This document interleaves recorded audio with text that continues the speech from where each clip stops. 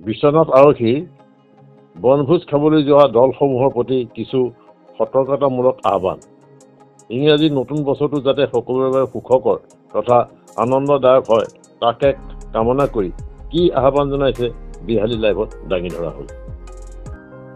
সমূহ বিশ্বনাথবাসী ৰাইজলৈ বিশ্বনাথ আৰক্ষীৰ তৰফৰ পৰা আগন্তুক নৱবৰ্ষৰ আন্তৰিক শুভেচ্ছা জ্ঞাপন কৰিলো।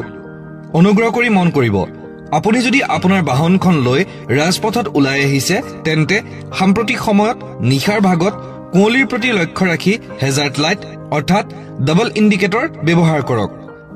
ৰাষ্ট্ৰীয় ঘাইপথত সঠিক দিশত বাহন চলাওক অৰ্থাৎ ৰং লেন ড্ৰাইভিং পৰিহাৰ কৰক। তীব্ৰ গতি পৰিহাৰ কৰি সংকটমুক্ত গতিবেগত বাহন চলাওক। মনত ৰাখিব, আপোনাৰ অসাৱধানতাৰ ফলত আপোনাৰ লগতে পথচাৰীৰ জীৱনলৈ নমাই আনিব পাৰে কাল অমানিশা। ইয়াৰ লগতে বছৰৰ শেষ আৰু নৱবৰ্ষৰ আৰম্ভণিতে বনভোজস্থলীত দেখিবলৈ পোৱা যায় অগণন বনভোজ প্ৰেমী ৰাইজৰ সমাগম।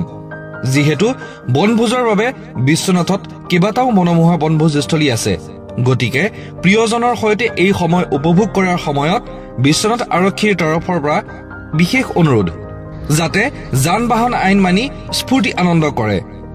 চিট বেল্ট পৰিধান, হেলমেট পৰিধান আৰু কোনো মানুহে যাতে মদ্যপান কৰি গাড়ী নচলায় তাৰ ওপৰত কঠোৰ দৃষ্টি ৰখা হ'ব। আপোনালোকৰ সাৱধানতাই আপোনাক সুৰক্ষিত কৰাৰ লগতে সুৰক্ষিত কৰিব পাৰে আন পথচাৰীৰ জীৱন।